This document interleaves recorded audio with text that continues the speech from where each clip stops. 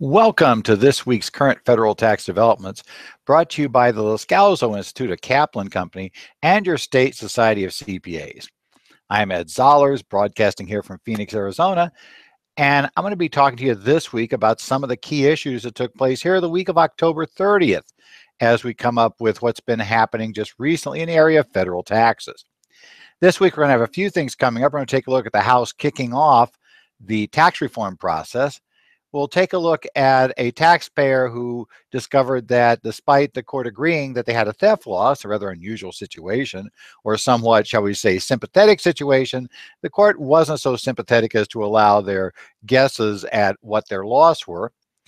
We had a taxpayer that found an expert's testimony really doesn't substitute for having records for cost of goods sold. We have another case where we get information about what makes the IRS summons to a third party for information on a tax matter to be acceptable to the court. And we'll talk about an IRS memo that took a look at certain structures that might cause a 403B plan sponsored by a church to be undertaking transactions that are prohibited under the law that could disqualify the 403B plan. In this particular case, we're looking at indirect loans back to the employer. Well, it's again another week coming here in October. And I wanted to bring up, though, you're thinking forward into the rest of this year, thought I'd bring up that I have a couple of days coming up in December in Boise if you're planning out the rest of this year. So those of you up in Idaho, we'll be doing sessions for advanced partnership issues featuring a new partnership audit regime on December the 11th. That's going to talk a lot about the issues we're going to be facing as, in case you're not aware, watch your calendar, January 1st, 2018 is coming. We're going to begin the first year where the new partnership audit rules apply. And if you say, wait, I haven't had a partnership audit in years, these rules will also apply when you simply try to revise a partnership return you previously filed under a year that's covered by it. So it's one of those things you need to get up to speed on, and probably best you understand it before people start rewriting partnership agreements and you're called in to talk about it. So on December the 11th, we'll spend time dealing with that. December the 12th, we'll do a course that looks at a bit broader issues for both partnerships and S corporations. We pass through entities advanced issues. There we'll talk about some matters that impact both S corporations and partnerships. These courses will be held at the Idaho Society's training facility in Boise, but they'll also be available for those who reside outside of the Treasure Valley area as a webcast. If you're interested in any of these courses, you can register online at the Idaho Society site at www.idcpa.org. Well, as I said, we're getting into tax reform now. And this week, an important step took place to go down the process of getting us tax reform, assuming the process actually moves along and gives us a bill. But this first step is an important first step. The House passed House Concurrent Resolution 71, and that was the budget reconciliation resolution. It was a House budget arrangement.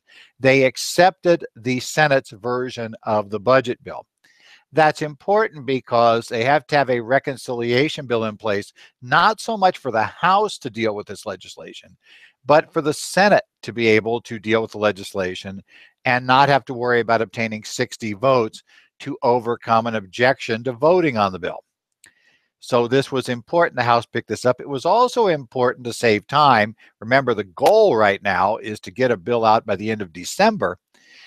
In order to save lots of time, it would be a lot simpler if the House simply passed the bill the Senate had already passed, rather than making some of their own changes to the budget instructions and then having to go to a conference committee. In fact, the chair of the Ways and Means Committee had estimated that having to go back to conference could push the process back 12 days, which when you're aiming for this close to the end of the year and the number of days, you consider things like Thanksgiving recess and other issues in the way and just other matters Congress will have to deal with, losing 12 days would be a big thing. The vote was a narrow one, though. They'd only passed the House by 216 to 212 votes. Now, while that is a 4-vote differential, as makes sense if you think about it, what happens if somebody flips their vote, had 2 additional House members gone from the yes camp to the no, this vote would have failed. So it was a very narrow passage. That raises some concerns about how the whole tax reform process is going to go, because having these super narrow votes starts getting some people thinking about the health care whole debacle that took place and the problems it had there, scraping together a bare majority in the House and then becoming unable to scrape together a majority in the Senate. But in this particular case, the vast majority of the 20 Republicans who voted no on this resolution was directly related to the issue of the deduction for state and local income taxes, or what we're going to return to, what we're going to keep calling the SALT issues. Now, we're used to talking about that state and local taxes as SALT. You probably heard that acronym before, but a lot of people in the general press haven't. So now you're going to hear a lot of words about SALT. It's suddenly going to become one of those things that has become a new buzzword for the press. So we'll hear a lot about this discussion. Now, that vote probably indicates, I think, a couple of things. First, many of the 20 that voted against probably only voted against after it became clear the bill was going to pass, that it had 216 votes. So basically, it would have enough votes to go through. At that point, they felt they could safely vote no, so they probably could tell their constituents that they were fighting to preserve their state and local tax deductions. Most of these Republicans were from New Jersey, New York, those areas, high tax areas. And the other side effect of this, though, was a number of members from high tax states, Republican members, voted yes, but that seems likely based on the assurance that there would be a SALT deal. So it's a little bit iffy. How this SALT thing works out could be very important. The other problem, of course, is this is just the first of many issues where we're going to discover that people whose ox is being gored suddenly aren't so happy to go along with the program. And as those of us remember 1986 and the last time we did comprehensive tax reform, we're going to have to gore a few oxes along the way. There are going to be losers. It's the nature of the process. You can't really design a program that does comprehensive reform where absolutely no one pays more tax than they did before. That simply isn't the way you can make this function, at least not in any reasonable form. Now, the bill is going to be dropped, and that's the term the House Ways and Means use, which means it'll be made public on November 1st. That's this coming Wednesday. Just a forewarning, I am going to hopefully be able to look at that bill once it's dropped, assuming it does come down on Wednesday. And hopefully next week's broadcast, I'll outline for you what is in that bill. Remember, it won't be law because bills are not law. They're just proposals and very well may be changed even before it leaves the House due to amendment processes. But we'll at least understand what the initial goal of the reform is. And this will kind of put us on the starting point and give us the broad outline of what would like to be changed. And then we'll start talking about what happens to the bill later. The Ways and Means plans to begin hearings shortly thereafter on November 7th. So we'll see hearings start the following Monday. At that point, they hope to have this passed and out of the House by Thanksgiving. That would move it on to the Senate, where they hope the Senate will mainly accept what the House comes up with. We'll see how that works. A couple of issues to remember. The SALT issue is going to be a bigger issue in the House and the Senate. Many of those states where the Republican congressman came from that are high tax states that are voting against the bill in the House, those particular states have only Democratic senators who are going to vote against this bill likely regardless. So the SALT deal could be interesting, that the SALT deal may not be acceptable to the Senate, even though it may be necessary to get it through the House.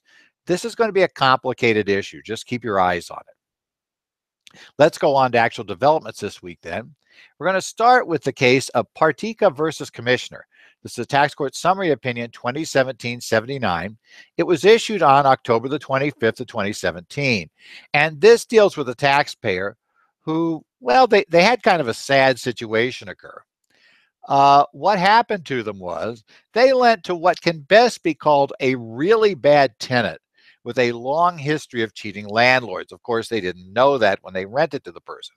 The person had approached them and wanted to purchase a bunch of the furnishings in the property, and then they wanted to rent the property. And they gave the taxpayer a check for a few $1,000s to cover both what they'd agreed to pay for the furnishings, about $5,000, and their first month's rent, security deposit, all those neat things. Well, unfortunately for the taxpayer, they got the check just as they moved in. And when they deposited the check, you get that little notice a couple of days later from the bank that tells you that check just bounced. And so they discovered that, hey, I've got a bad check. That always gives you a bad feeling with a brand new tenant. The check you were given is bad. And it turns out the bad feeling was right. The tenant never could replace the check with a valid check. They kept dodging it. They started eviction proceedings, but it got worse. After they evicted the tenant, they discovered the tenant had pulled up with rental trucks and basically carted off almost all of the furnishings inside the house. Not just the ones they were supposed to buy, they took everything, all the way down to the curtains. So everything had left the place. Now, for some reason, when the landlord got back in, there was still one rental truck left at the location. So they took that truck and ended up getting into that truck, getting some things back. But then they had to pursue the tenant. They got the sheriff's office involved. They did find the tenant. The sheriff's office began to work with them to separate their belongings from the former tenant's belongings in the truck. But this took a while because the tenants had intermingled their stuff with the taxpayer stuff, and they had to go through and satisfy the sheriff that the property was theirs. And so they got late in the day. The sheriff basically decided to tell them, well, I want to go home. We'll just come back in the morning and finish this up. Well, when the morning came, it turns out the truck and the tenants were long gone. The taxpayer continued to try to figure out if they could recover the money. They got more details together about what had been taken, and they consulted attorneys and discovered that this wasn't the first time these guys had offered to buy furnishings and then gave bum checks, stiffed the landlord, and walked off with all the furnishings. So this couple apparently had a long history of doing this sort of thing. They also discovered that the couple really was uncollectible, very tough to find. They effectively eventually were counseled that there really was no purpose in pursuing this because although they had a full right to reimbursement, actually getting it was going to be highly unlikely. So they did claim a loss in 2012. This initial thing started in 2011. The court was very much agreed that that was a loss, and 2012 was the year because it was the year there was no reasonable prospect to obtain back the goods in question or to be paid for them. But the court had a real problem with how they documented their amounts. The taxpayers had claimed nearly $30,000 worth of losses. But the court took a look at the evidence offered, and on a list of items totaling nearly $7,000, they found no evidence whatsoever to support any valuation for those items. There was nothing to reasonably value them. They also found that they had done things like use replacement costs for draperies, which would be far higher than the value of draperies that have been used for a while. They also came up with a similar new style value for the bed, bedding, and other items, again, not considering that these are used items. So the court decided that, in fact, the allowed amount of the deduction should be far less than $10,000 once the court looked at the information. Now, the court finished that and then came back and said, taxpayers, we agree that you had a loss, but you had so grossly overestimated the value and hadn't done your effectively necessary due diligence to come up with proper numbers, that in fact we agree with the IRS that you should be penalized the 20% penalty under 6662 for having had a gross understatement of taxes. And for that reason, you owe the penalty. There was no reasonable cause. They had sought guidance about how to claim a casualty loss, but they never presented evidence they had sought guidance on how to value the property. And the court said, well, you didn't rely on a professional because you never showed us that you asked the professional what would be the good methods to use to try to value the property.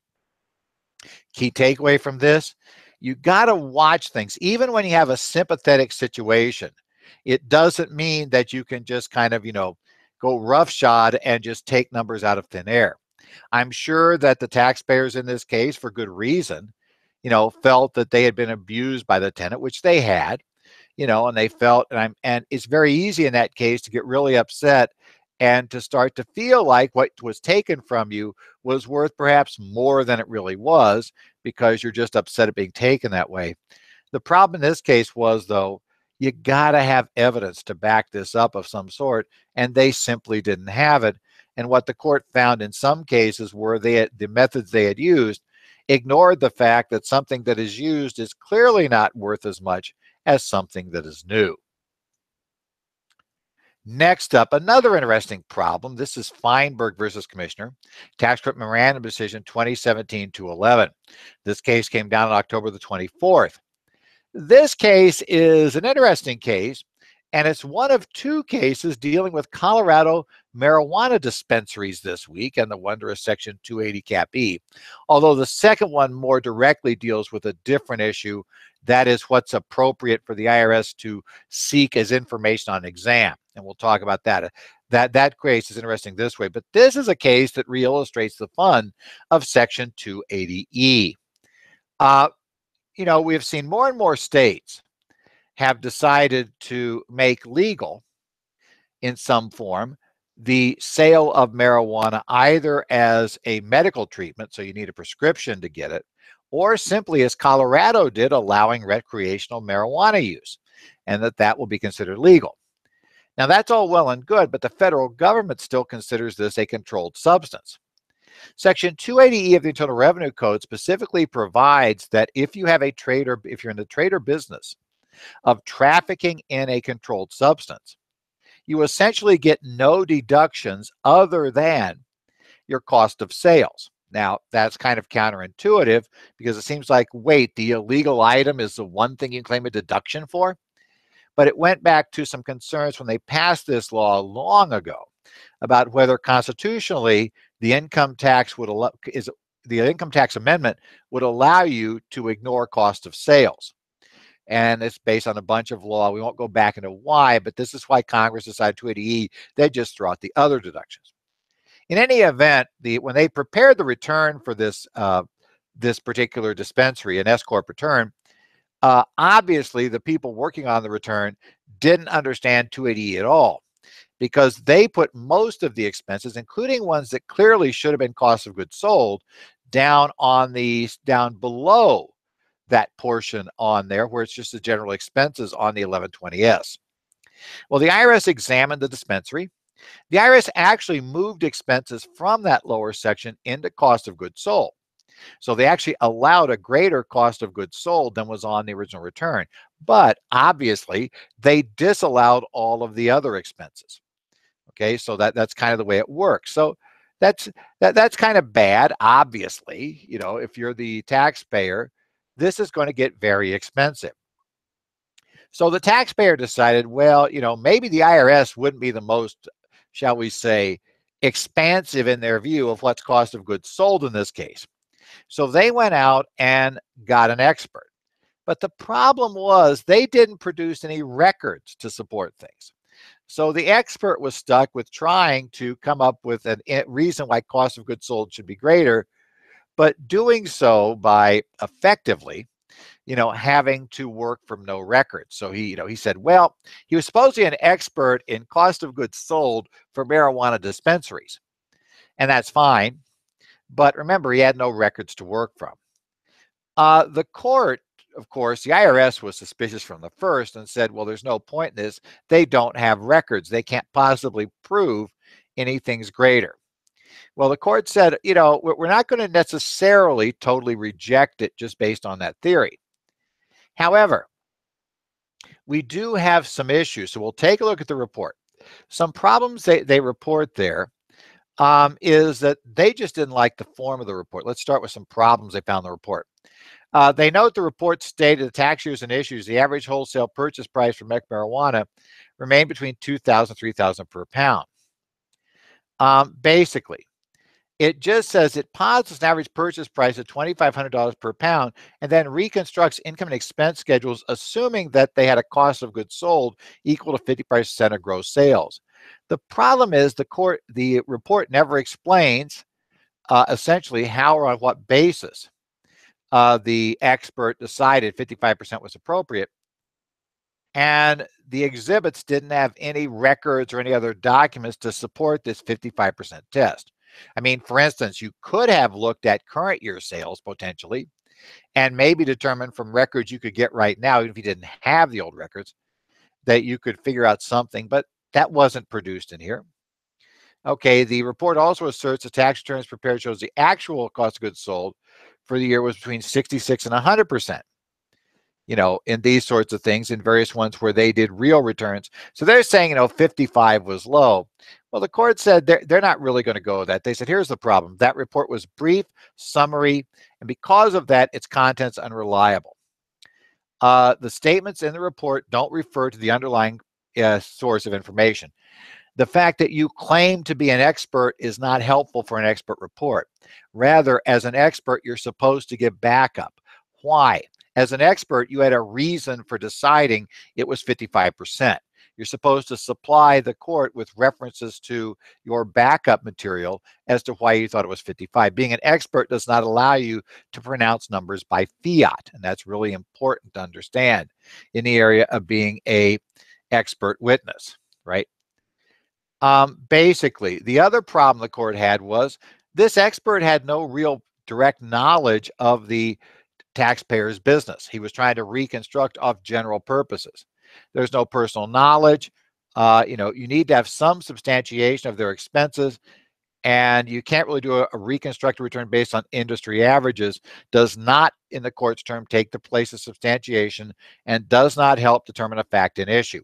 And the bottom line test is an expert's report will be rejected if it doesn't help the court determine the fact, which was a problem. The other catch was the report went on and did one thing you are absolutely never doing a report. You start telling the court what the law is. And what I think happened here was the CPA in question tried to make statements which really should have been made by the petitioner's counsel, which went and said why X, Y, and Z that the IRS had not moved to cost of sales should be cost of sales. The problem with that is that that's kind of a legal determination of what is cost of sales. And that sort of legal determination is really one that is a position that should have been advanced by the attorneys for this person, not by the expert. You can't rely on an expert to do that. Obviously, the catch is, as the court would say, this is a legal discussion, and a legal discussion goes under different rules. So because of that, what happened is the IRS found, or the court found, that the expert's opinion was not useful for a number of reasons. And so because of that, the IRS adjustments were sustained as they had been originally provided for by the agent. Next up, and as I said, for some reason, they're getting into these dispensaries in Colorado because this is the second Colorado dispensary case of this week. This is Rifle Remedies, LLC versus United States. This is from the United States District Court of Colorado, case number 1:17MC00062. This was issued on October the 26th of 2017. Now, this particular case deals with the problem that we run into with the taxpayer worrying about a summons. The IRS had served a summons on the Colorado Department of Revenue's Marijuana Enforcement Division for information they had regarding the activities of this taxpayer. Now, you register with that division basically if you are selling marijuana. Marijuana is, as we've mentioned, a controlled federal substance. Under 280E, obviously, if this trade or business is primarily involved in the sale of a controlled substance, it's not going to be allowed any trade or business deduction under 162. But the taxpayer objected to the summons and tried to get it quashed. The taxpayer complained that this was really just a front for the IRS's criminal investigation of the taxpayer, and that in fact, because of that, it was being used for a criminal investigation, that it really shouldn't be allowed to get that information from the state under the guise of doing so for their, for their tax information. Well, the court said, okay, guys, this is going to be a tough one for you to carry. And this is probably what's important for most of us here, because again, most of us probably don't represent marijuana dispensaries, although some people do, I suspect. And if you do, obviously 280E is a big problem. But even if you don't, the question of when can the IRS get information is really important. Basically, the IRS has a right to get information according to the 10th Circuit Court of Appeals, and this is fairly standard across the country. The IRS just merely needs to initially show in what the 10th Circuit refers to as a light burden, is they've got to show the investigation is being constructed pursuant to a legitimate purpose. In this case, to determine if the taxpayer is dealing in marijuana, basically a controlled substance. Second, it has to show the information being sought may be as opposed to will be relevant. They don't have to show the information will be relevant, but that it could be. That's a very broad standard. But in this case, seems clear. If you've registered with the state of Colorado and say that you're selling marijuana, then that's probably a significant issue in determining whether you are a 280E impacted entity. The information was not already in possession of the IRS. Well, nobody claims that was true. They didn't have it. And the IRS has followed all the administrative steps, and the taxpayer wasn't claiming that hadn't happened. So the court found that was good. Now, at that point, you still can win you can still win to block the summons, but now it becomes much more difficult. The burden shifts to the taxpayer. You have to show enforcement would constitute an abuse on the court's process, or that the IRS lacked institutional good faith in issuing the summons, neither of which the taxpayer did in this case. So ultimately, the court concluded the IRS had the right to that information from the state of Colorado, and the taxpayer had no right to block them from getting it. This will apply not just in a case like this, where you're looking at something, for where this person is obviously afraid of criminal prosecution, but it also comes up in other cases, and under very similar test applies for information the taxpayer has to provide. For instance, I've heard a lot of people talk about whether you have to provide the IRS with the QuickBooks data file when the IRS requests it. And the reality is that ship sailed a couple of years ago. Basically, the same rules apply. Could that information, and what they're after, let's be honest, is the metadata that's in the file. That's not just the entries, but things like when was the entry made? Who made the entry? Did it turn out that we didn't actually get the final inventory adjustment in there until after everything else was done? And then magically, cost of sales amounted to bringing this corporate income right down below $100,000. Isn't that convenient that that happens every year? Well, that could be evidence, especially when it's always an adjusting entry made by the tax preparer just before the return goes in. You might find the clients make notes in the file that are useful. All of that could be useful. That's why it works. It is a very low bar what the IRS has to show to get it information. Keep that in mind and make sure your clients understand that. Finally, we're going to take a look at an IRS Chief Counsel advice that looked at a church retirement plan. This is Chief Counsel Advice 2017-42022. This one was issued on October the 20th, 2017. The IRS looks at two different situations in this case, and it involves entities that were offered as investments, so you can invest in these entities in the church's 403(b)(9) plan, and these entities made loans to the sponsoring church. Now, in the first case, what happened was that in this case, it goes on to describe these situations. One of these is you could invest in this limited liability company. It's structured so its primary function is to offer loans to this church. And the investment return to that is interest paid by the church to the loans.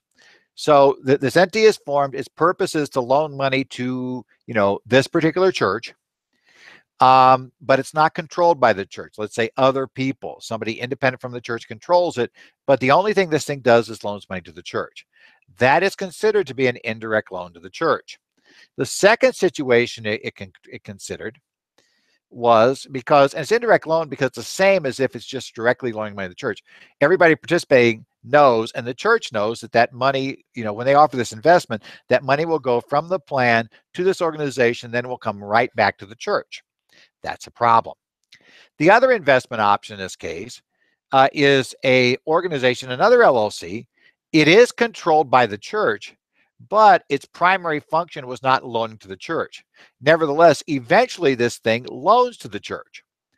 That's also going to be a disqualifying. The plan can't do that. And this is a disqualifying event, which is what makes it so bad. That is, it blows up the plan. You cannot do this. Now, it goes on to give an example, though, of what would be okay as an investment. And at the end of it, it says, if the asset of the account were invested in a publicly traded stock of a bank, let's say, and they get it. So we invest funds in Chase. And eventually, Chase makes a loan to the church. That's not prohibited because the church does not control Chase, and Chase is not primarily in the business of loaning to that church. Jamie Dimon will tell you that for sure. So we're going to be pretty safe in saying that is how it works. Be careful here, because what happens sometimes is, like, and I think the second example is the one that's more likely to be a problem. Maybe the church controls an organization. We've decided it's okay to offer investments in that organization because it doesn't do anything wrong with the church. It's been operating for 10 years. What happens in churches is we get new ministers, we get new boards. So nobody's there who was there when it's first structured. Now suddenly the church needs money for an emergency.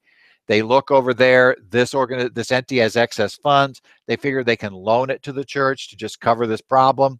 And it's going to be a great interest rate. It'll be a great return to the participants. So it won't even be a bad deal. And by the way, we never talked here about whether it was a bad deal for the participants. The problem is, as I was once told, talking about prohibited transactions with an attorney, and I probably mentioned this here on the show before, that it's called a prohibited transaction, not a bad transaction.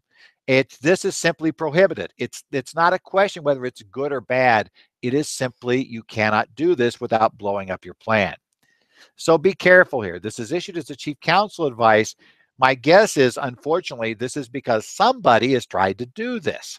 And, some church plan is going to be in trouble probably because of this. Well, hopefully we're coming out here on the 30th, the official publication date for this week's broadcast. And it's Halloween, so hopefully you're out having fun trick-or-treating. And hopefully you have fun also checking your state CPA society, mix those two up, to get your continuing education courses, your CPE, for the rest of the year. Again, we offer lots of courses in both auditing and accounting and taxes, and your state society offers many of our courses and many of the courses from other excellent providers that you can find at your state societies. So if you haven't done that, go check your state societies. A lot of tax review courses are coming up, and because we do know a bill is going to drop, expect that some of the tax review courses you're going to be seeing here, some of your tax update courses in November and December, will be able to have at least some discussion of what some provisions are in this bill. I'm going to be lecturing at 2 different tax conferences this week. And actually, the sad part for me is on Wednesday, when they drop this bill, I'm going to be giving a tax update at 3:15 that afternoon. So I'm going to be madly scrambling to skim this bill and try to get some idea of what it's like in time to make some statement that makes sense Wednesday afternoon at Arizona's tax conference. I'll also be talking about that same bill. The whole topic was tax reform. I'll be at Oregon's conference on next Monday, so a week from the 30th. One warning: because of my travel schedule, I'm going to be all the way from Seattle, Washington to Providence, Rhode Island this week, and then making my way back to Portland, Oregon. So I'm going to have a little fun finding time to record this week, so fair warning for everybody. Should be able to get something done if at the worst point sometime late on Monday. But in any event, we're going to hope to get this up and going. But what I'd like to do is hopefully give you an update on what this new bill says. And if I can get some quiet time and be able to get it recorded, I'll try and get that done for you and get that up sometime by the end of Monday. But be sure to do that. So be sure to, if you can, check in next week. And catch our updates. If you want to go on the website, we'll write up there at currentfederaltaxdevelopments.com. I'll post updates as we get there. If I get something written about the proposed law, I expect to have that go up there too once we get that written. But don't expect it 5 minutes after the bill drops. It's going to take a while, I think, to slog through this. Remember, in 1986, the initial draft of the bill that Treasury produced was 450 pages long. That suggests trying to get some information up 5 minutes after it drops. It's going to be a little tough. Also, be sure to remember you can download a PDF with articles on this week's topics. There won't be anything on there about tax reform because, honestly, all we know right now is that they're going to start it. But we will have articles on all the other developments we talked about.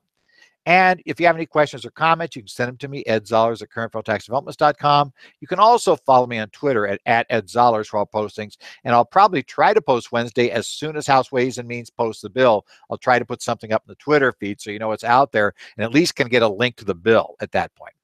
Otherwise, be sure to join me next week, some point next week. We'll try to get back together, take a look at the key developments, which I suspect will be the dropping of that bill. And if they don't drop the bill for some reason, then we'll take a look at whatever else happens, and we'll see you next week.